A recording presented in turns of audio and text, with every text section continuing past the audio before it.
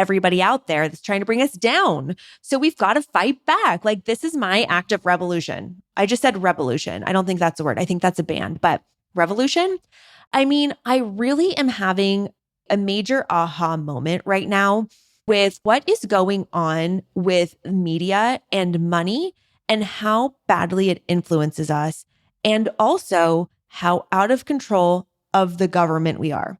And these topics go hand in hand. And I promise I'm not going to talk right side or left side. This is not a political based podcast, but our money really is tied up with the government.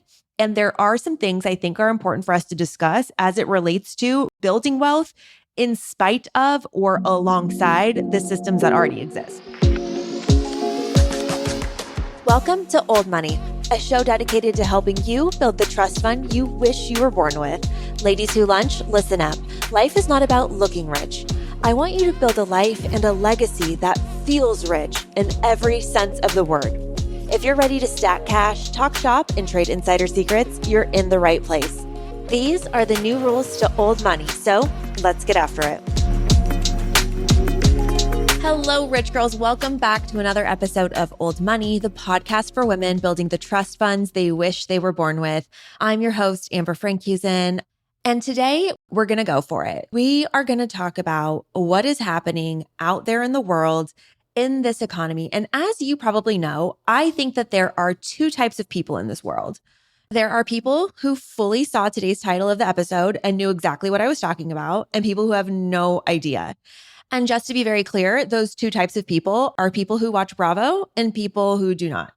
And don't worry, sister, if you do not watch Bravo, I am not abandoning you. This is not a Bravo podcast. It could be. This very easily could turn into a Bravo podcast. I could be talking about all the ways that Real Housewives are spending their money, who's going broke, what the deals are, all the things. It's not though.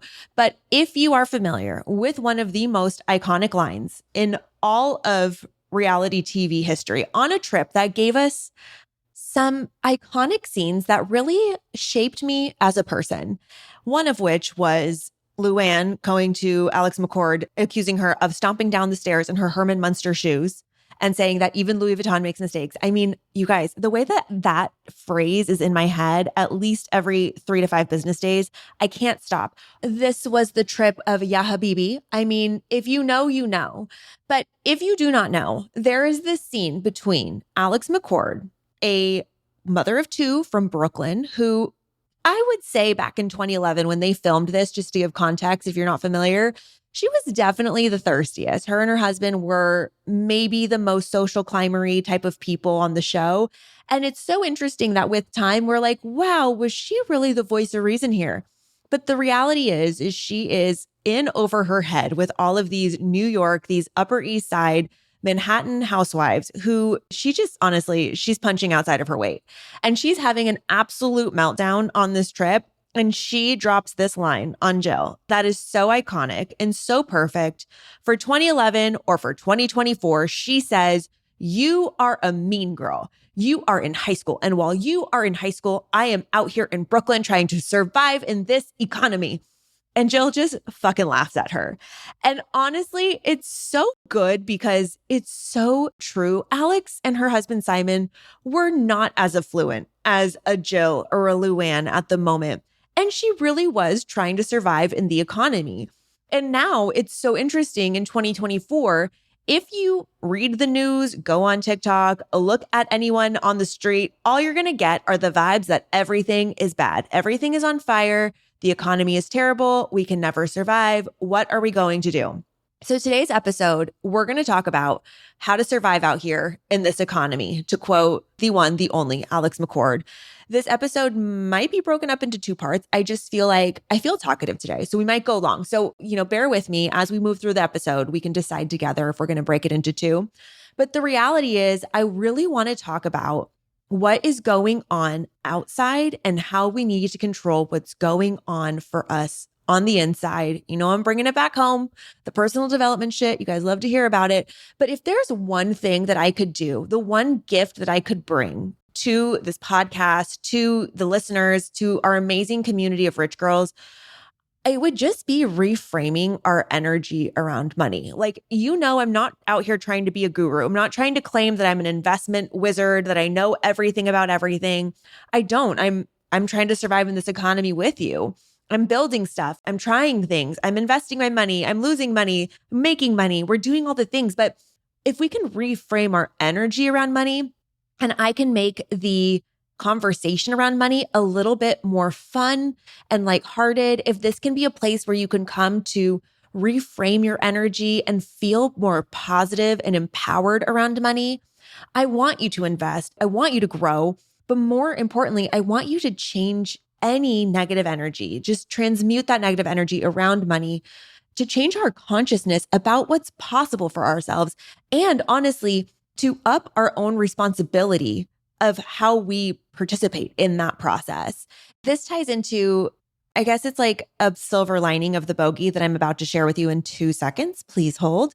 But the reality is, I'm going to be super honest. I've needed this. Like, I have been in such a transitory state with so many big things in my life recently, which I will share, of course, as things resolve. And, I can't talk about things while I'm in them because I don't even know how I feel about it, to be completely honest with you. But as things resolve and I can share the lessons and the learnings with you, I absolutely will. But I will tell you, I have had a hard time realigning my energy into a positive space. I have been in a really challenged headspace recently for so many different reasons.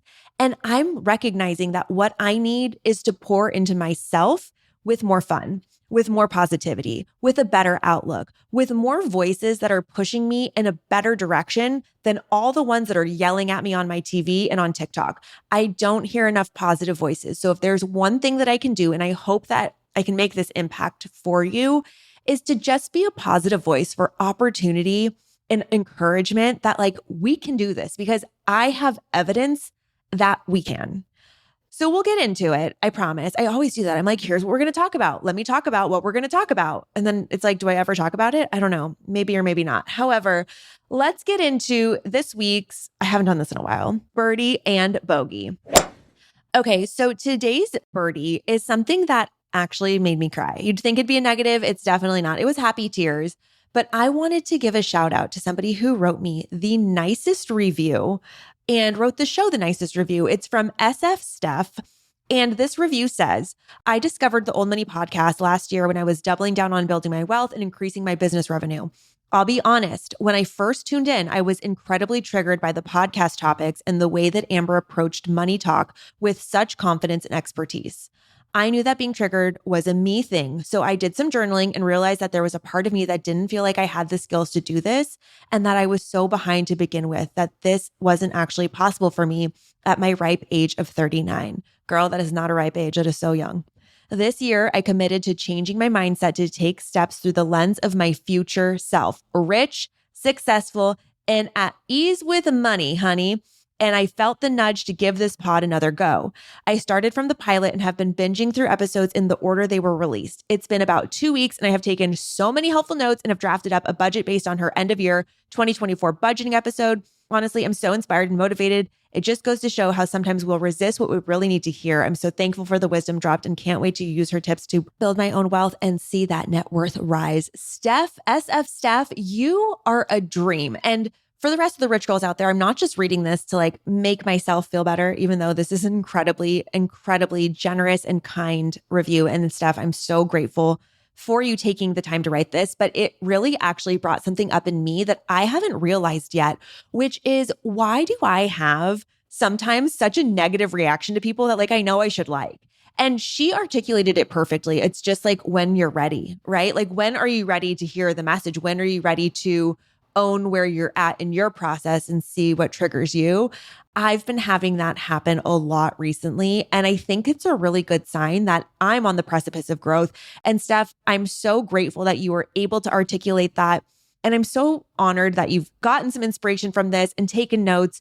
And more importantly, just taken ownership of your financial life, because I think that's what this is all about. And just doing it with a positive mindset of more is possible for me. I can do this. I'm not behind. I will get where I need to go. And it's all going to unfold as it should. I was shocked. I actually cried when I read this, because it really does speak speak to a lot of the insecurities we have with money, because it's actually every 5 seconds you turn around and there's a new financial term or a new financial idea that we don't know and we have to learn. And they are out there. I'm doing quotes. You can't see me doing quotes, but they are out there to gatekeep and to agitate and to keep us unempowered around our money. And so if there's one thing that I wish for all of us, it's that we keep on turning the dial up on our positivity around money and our opportunities and our confidence in ourselves. I'll tell you that, when I left my corporate job, the thing that I said was, I'm not a betting woman, but if there's one thing I'll put my money on, it's me. Like, I know I will not let me down. And it's been the best thing that I've ever done for myself. That took years and years and years of building and playing with money and being in debt and paying it off to get to that point. So now where I'm dealing with massive amounts of money on a monthly basis, whether it's payroll, taxes, investing, whatever it is, my capacity has grown so much. So for anybody that's in a capacity situation right now and not all the messages I'm saying resonate, it's okay. And I just am so grateful, Steph, that you went back to the beginning and have been with me on this journey. I don't even know what I talked about 46 episodes ago. I hope it was good, but I've blacked out. I totally forgot. So thank you. That was definitely my birdie of the week. My bogey of the week was something that I told you guys I was going to do that I didn't do. I didn't mean to lie, but I just changed my plans. I told you guys on the last episode that I was going to go to the Dear Media day, like the IRL day. It was on Saturday, May 4th.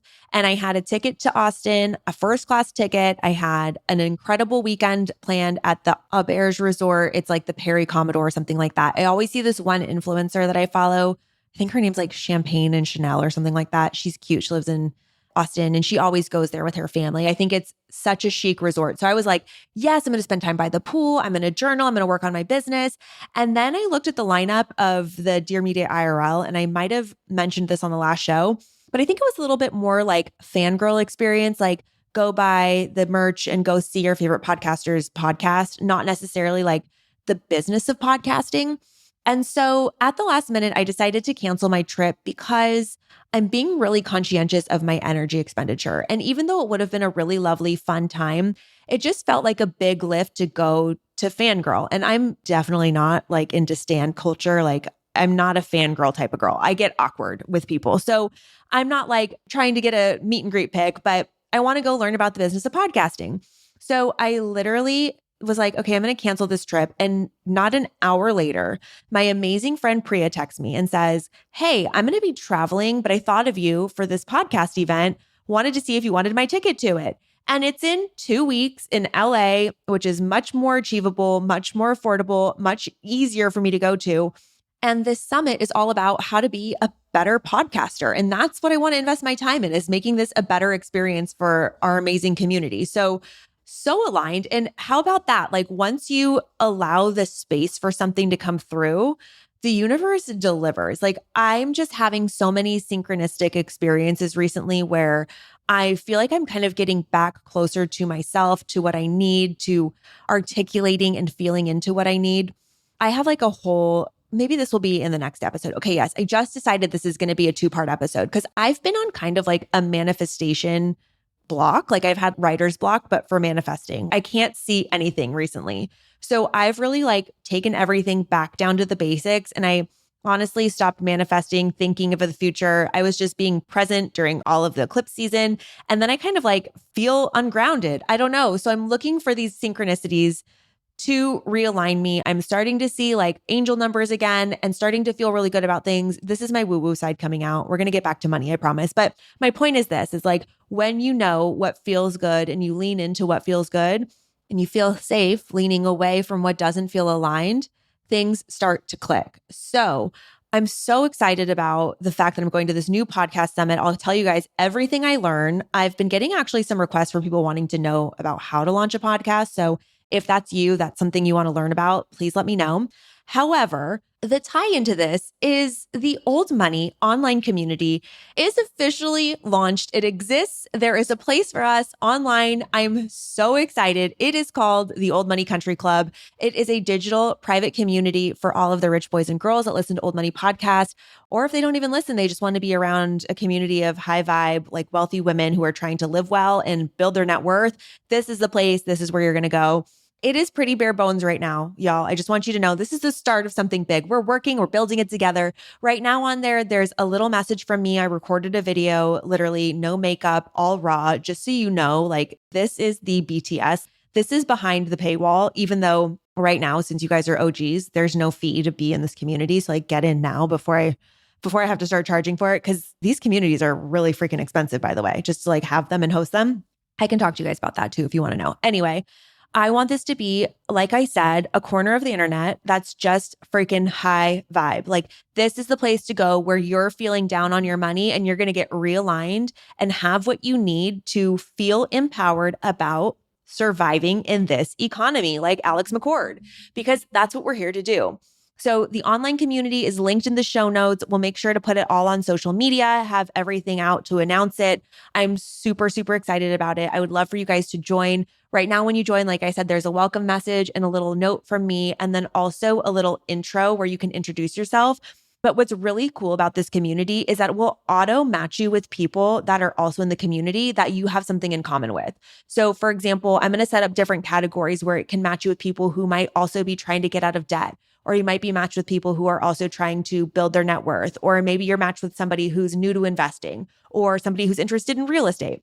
So we're setting all this stuff up. It's also going to automatically match you with people who are, and by the way, why auto match just like means it'll tell you that it's not going to do anything. This is not Bumble. Like you don't have to go on dates with anybody, but if you want to, it'll match you based on location. And I am telling you that the best connections that I have made, like my friend Priya that I told you about, who gave me the ticket to the podcast thing, I met her through Female Founder Collective. She's in San Diego. We've gone to coffee a couple of times. She's invited me to events.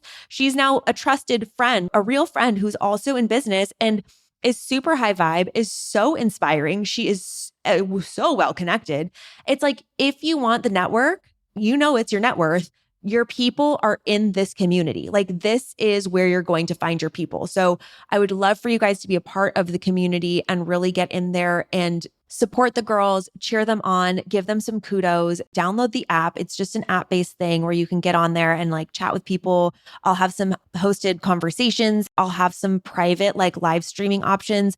And the biggest thing is we're going to do our money dates together. Like I'm going to do my money dates with y'all. We'll do them together. I have my whole formula. I'll break it down so that you feel super aligned every single month, knowing exactly what to focus on, journal prompts, meditations, the whole nine, so that you are super, super, super high vibe and super empowered about working and playing with money. Because we need to get into today's main topic is what we're talking about. Everybody out there that's trying to bring us down. So we've got to fight back. Like this is my act of revolution. I just said revolution. I don't think that's a word. I think that's a band, but revolution. I mean, I really am having a major aha moment right now with what is going on with media and money and how badly it influences us, and also how out of control of the government we are. And these topics go hand in hand. And I promise I'm not going to talk right side or left side. This is not a political based podcast, but our money really is tied up with the government.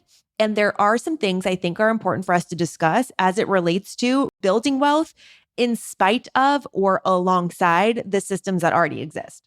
There are so many structures out there in the world, whether it's the government and the media or whomever, that really are conspiring to keep the majority of people uninspired, unempowered, and basically uninformed about how to manage money.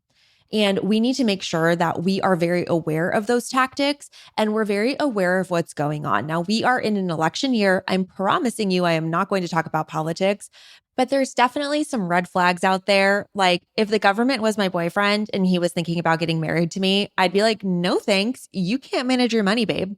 There's trillions of dollars that are unaccounted for out of the US government's budget, trillions of dollars. By the way, the US government is in so much debt that our taxpayer money barely covers the interest on that debt that they owe every single year. It's likely that the Social Security program is going to be out of business by 2037. So all the millennial Gen Zs that have paid into it, I'm sorry, but that's probably something that's not going to be available to us. There's just so many questions that I have and so many things that I look sideways at. And I'm like, why is that going on? And how am I going to change it? And I know it sounds really basic, but at a basic level, getting really involved in my local politics and really understanding what's going on actually matters. If we're doing old money values and we're looking at how very wealthy people operate, you know they have their hands in the government honeypot and they are influencing things at the highest level.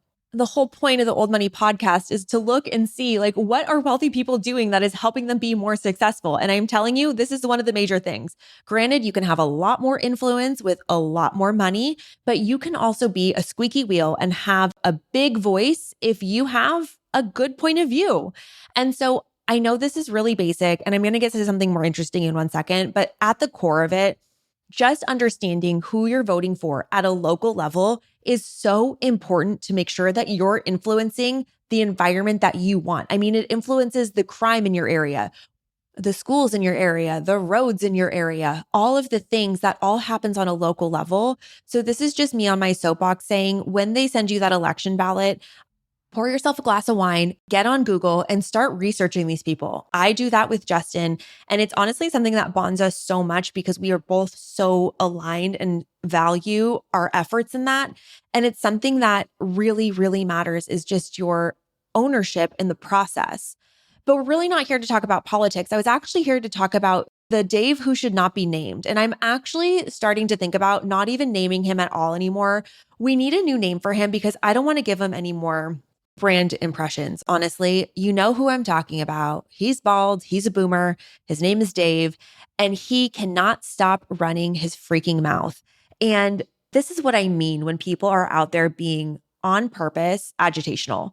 This is a perfect example of somebody being agitational to keep your eye off of the prize so that you waste your time and energy talking about him instead of focusing on you. And I had so many people send me this when it came out on social. And I think like Vivian, your rich BFF, did something about it. Money with Katie did something about it. And I'll be honest with you guys, I don't follow any other like financial podcasters or influencers too closely because I want to stay in my own lane. I want to make sure my ideas and my thoughts are unique to me. So I try to develop them on my own instead of taking in a bunch of content. But I was bombarded with this headline that read, "Millennials and Gen Zers are whiners on TikTok. They just suck. They're just awful. I mean, they have their participation trophy. They live in their mother's basement, and they can't figure out why they can't buy a house because they don't work." That is so absurd. And the reason it's so absurd is because it's exactly what we're taught not to do in the workplace, which is make sweeping generalizations about anyone, especially different cohorts of people's ages. I mean, there is such a gap in personalities between a group of Gen Zs, a group of Gen Alphas, whatever it might be. It's absurd to paint with such a broad brush. And it's exactly why we're all so sick of him, because he's totally missing nuance. Personal finance is personal. It's emotional, and you cannot assign attributes to an entire generation of people the same way somebody like he who shall not be named would be so offended if you said, "Oh, are you a boomer? Do you even know how to rotate a PDF?" Because quite frankly, while he's a boomer, you know who else is? Bill Gates. And Bill Gates can out-computer any of us any day, okay? So we can't just say all boomers suck at using a computer. That would be a sweeping generalization. And isn't that what we're trying to get away from these days?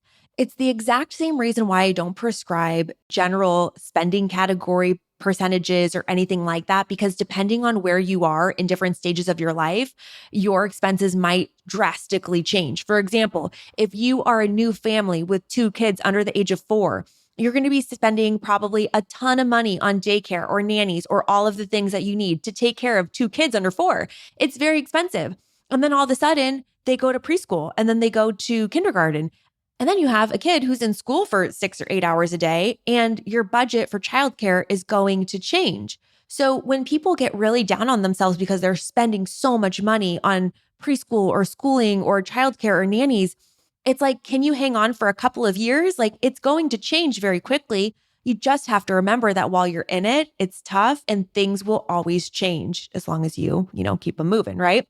So again, this really makes me angry because it's just a big generalization that's full of judgment.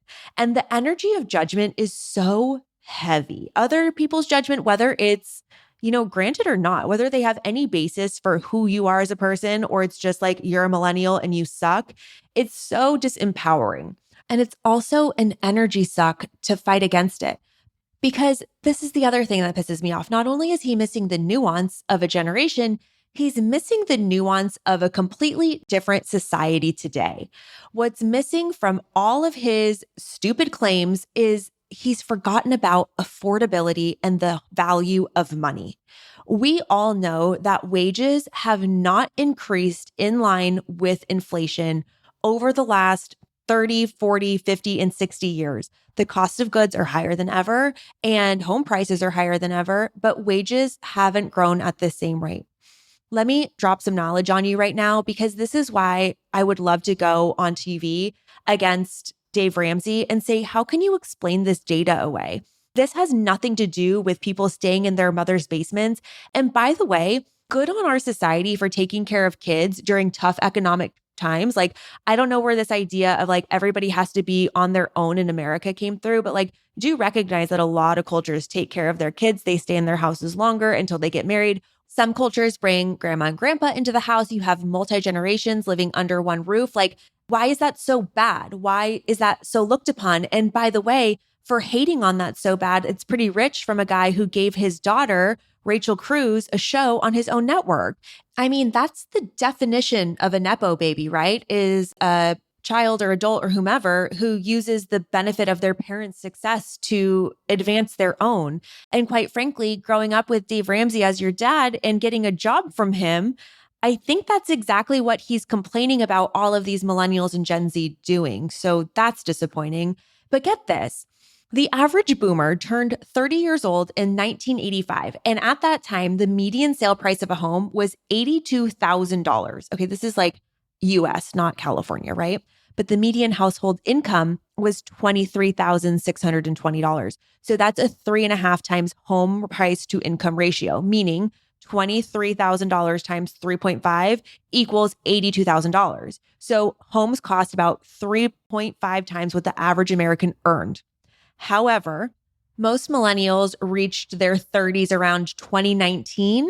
And at that time, the median sale price of a home in 2019 was $313,000. Again, this is US based, but the median household income was $68,000, which is a 4.6 home price to income ratio. Now, there's all these other layers to it too, like interest rates. And interest rates are actually still pretty low historically. I'm looking at the 30-year fixed rate mortgage average in the United States over the past 30 years. And in 1985, you were looking at paying like 13% interest. And so, yeah, it's still high right now, like 6%, whatever it is when you listen to this podcast episode, but it's still not as high as it was in 1985. So you could argue, wow, it was still really hard in 1985 to afford a home, right? It absolutely was. However, there's another layer to it. How about the cost of education? In order to get up to that median income earning wage or whatever, you would need to go to college, right? And college tuition costs have grown 143% since 1963.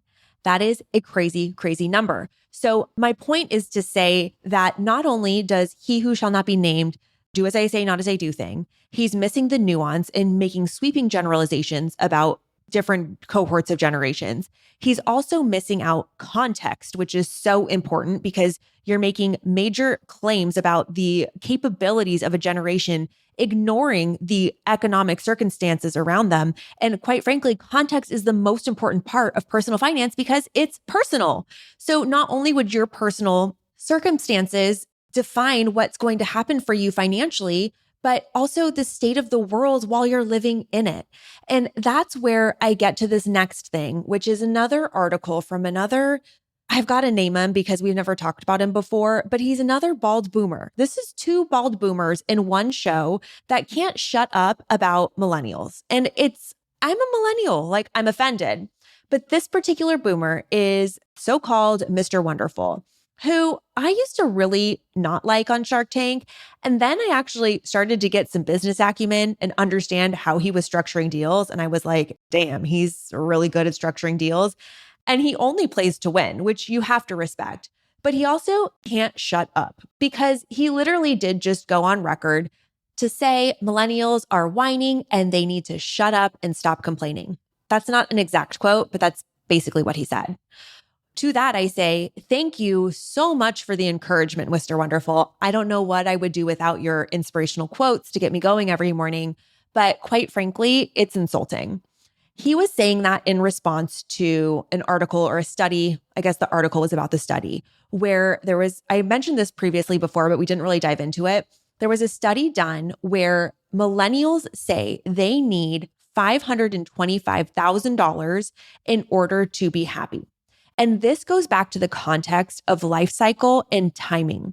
Millennials, like I said, were hitting 30 in about 2019.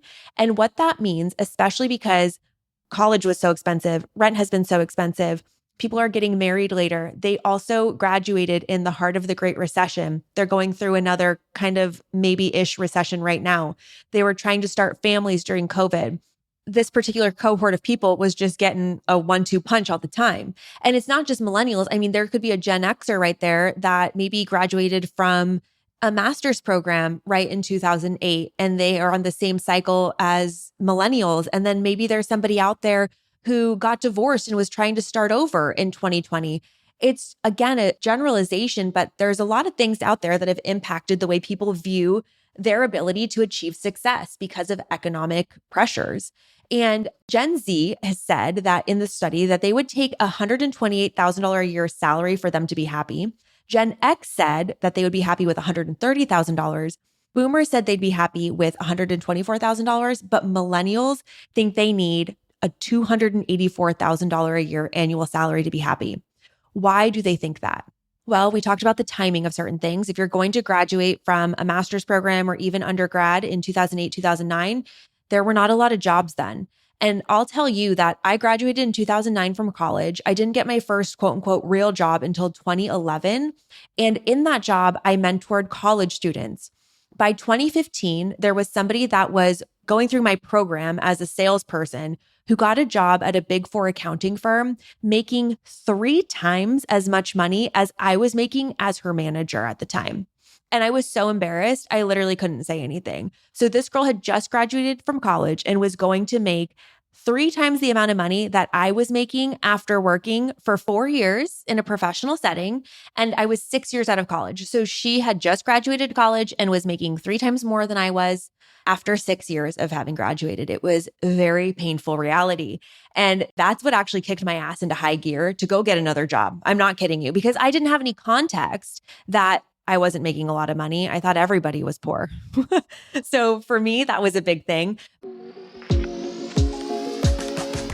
Hey, Rich Girls, if you're anything like me and want to live back in 1969 at the Palm Royale Country Club, having martinis, playing tennis, and living your best life, well, I have a surprise for you. You are cordially invited to join the very first and only Old Money Country Club right here on the internet. That's right. We finally put together an online community for all of our rich girls and boys to come together and find the inspiration they need, the resources they want, and the community they crave. That's right. We are not only building our net worths, but we are building our network. And this is the place where you're going to connect with all of the other rich girls that are out there on this financial journey with you, because I need you to know you are not alone. No matter where you are at in your financial journey, whether you're paying off debt, tracking your net worth, learning to invest, or wanting to start a business, there are other women out there who are trying to do the same thing as you, and you need to meet them. These are your new best friends and your new business partners. So in this online community, the Old Money Country Club, you're going to find the resources that we have for the show. You're going to have monthly money date prompts where I'm actually going to show up and do money dates with you to keep us all accountable and healthy on our money journey. There'll be exclusive information you can't find anywhere else. And I promise you, you're going to want to come in, shake up a martini, and join us in this country club. Find the link to join in the show notes. I welcome you in there. Again, find our link to join in the show notes or check us out on social. We love you so, so much and can't wait to see you on the inside. Other reasons why millennials think that they need more money to be happy also have to do with debt and them taking on a ton of student loan debt, having high consumer credit card debt. This is not a millennial only issue. Credit card debt and student loan debt does not discriminate on age. So that could be anybody out there. But it does mean when you have less money that you put less money into your 401k, less money into your savings, into starting a small business or adding equity to your home because you have these other payments. So if I was Mr. Wonderful, instead of telling a bunch of millennials to shove it and stop complaining, I would honestly say, I get it. It has been hard out there, and it is very easy to sit in your ivory tower and look down on the peasants and say, stop complaining. You don't have it that bad. But it's another thing to say, hey, I see you. It has been hard. And let's talk about some perspective, because this is my approach, because I don't think that everybody has the right to just be in complaining mode all of the time. And there's something that actually came up in a conversation with my mom recently. We were talking about growing up and going to school. And she said that she was always afraid of getting under the desk because they used to do these drills for nuclear bombs in her school in San Francisco. And I forgot, obviously, because I wasn't of consciousness during the Cold War, that the threat of nuclear warfare was a very real threat all of the time. And then I was with a client recently who was involved in I don't want to say she was a rioter, but she was involved in the 1992 riots and protesting against the violence that happened in LA against Black men. It's against Rodney King. It's the same thing that happened with George Floyd happened again in 1992. And then it made me think, as we were driving home that day, what would it be like to grow up during the civil rights movement in the 60s? And how scary is that to live through? I actually have this one album on my phone, and it's called Perspective. It's a weird thing that I have. And I have a picture, and I'll post these. I have a picture of the little girl Ruby going to her school in Birmingham, Alabama. I have pictures of people yelling at this poor Black girl who's just trying to go to school, trying to walk in the door. I have a picture of these two girls that I saw during COVID who were doing distance learning. And this was in Central California. And they did not have Wi-Fi at home. So they were outside of a Taco Bell in Central California. Their faces are protected, but there's two fast food workers that are out there talking to them because these two little girls had to sit outside on a curb and try to steal the Wi-Fi from Taco Bell so they could try to do their homework.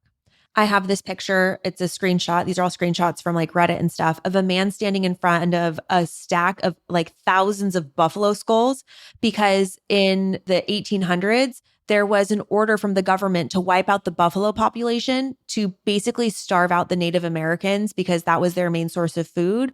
And so they basically decimated the population of the buffalo so that the Native American would have no food source and therefore decimate the Native American population. There's this other one here. It's a quote, or it's a picture, and the quote says, 1948, tribal chairman of the tribes of North Dakota are crying because he was forced under the threat of death of all of his people to sign over his homeland on the fertile floodplain of the Missouri River to the US government. This is perspective. And I'm not saying this to be a downer. I'm saying that there's always something bad happening. There is gas rations, there's threats of war, there's persecution, there is hate. There is always something happening out there. And it's happening again today in this world. And the reality is that it's happening faster for us as humans because the information gets to us faster and it's omnipresent. We are all, myself included, handcuffed to this device that can bring us joy. It can bring us despair. It can bring us inspiration. It can bring us information. And the reality is that we are getting bombarded with information faster than our human brains can handle it. That's what I truly believe. And so when we have this millennial generation that was raised, they were the first ones to have AOL instant messenger at home. We were all messaging our crushes and setting up our away messages in middle school. And we are, again, digital natives that have too much access to too much information, and we have over time. And I think it's honestly burning us out. I'm not saying it's not hard out there. I am saying it is hard out there, and it always has been, and it likely always will be in some way or other. The best thing that we can do for ourselves is to give ourselves perspective of that fact that the hard times don't last, but they don't end. Like there is not going to be a day in our history, in our near history, in our future, not our history, that would be backwards. I mean, going forwards. There's not going to be a day where everybody lays down their arms and is like, you know what? Let's just all get along today. Let's not fight Republicans versus Democrats. Let's not fight Blacks versus whites. Let's not fight rich versus poor. Let's just be cool. As Luann said, don't be all uncool. Be cool. That's not happening.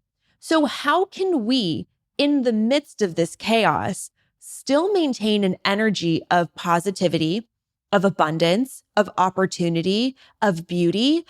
I'm going to tell you, it's been hard for me. It has been really hard for me to stay really positive. And that's why I've created this space for myself, for us, for my friends, this community, so that we can have some energetic alignment with what we want, not what is.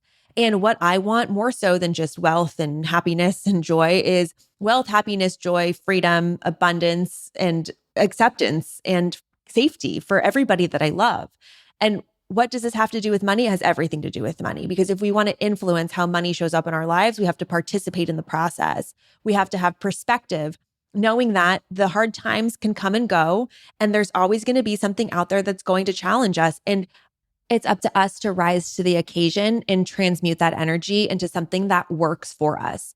Because the more that we try to fight back at he who shall not be named, all of these bald boomers, the more energy we lose, and we take our eyes off of what we need for ourselves, what we need for our families, the love that we can give to our families, how we can cultivate an energy of acceptance and love and safety for everybody in our community, within our own homes, within a random online community that I set up for us to have for Old Money.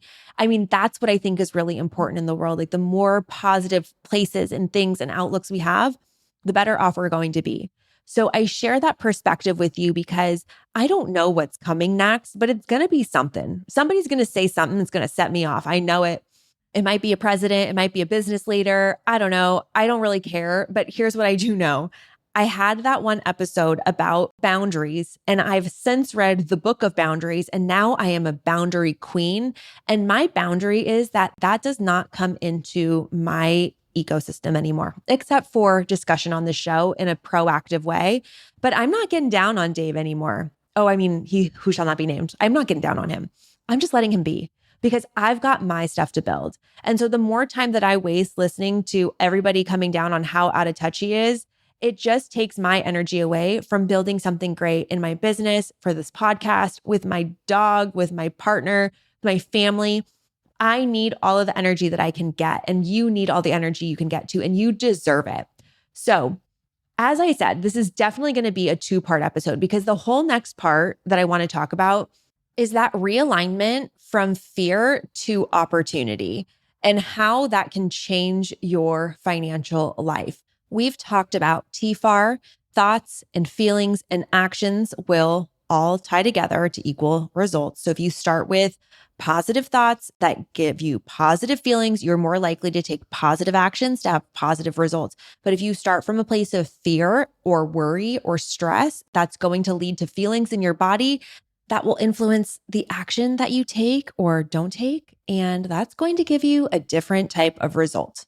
So in the next episode, we'll talk even more about that. Again, this all comes back to calming our financial fight or flight, which also means calming the environment that we're in, the information that we're exposed to, the energies that we're exposed to. So with that, I hope you will join us on our high vibe corner of the internet over on the Old Money Country Club. The link is in the show notes. We'll put it all over social media. I have something special for the girlies that join. So let's bid adieu to the bald boomers that are bringing the energy down and say hello to the new generation of Old Money.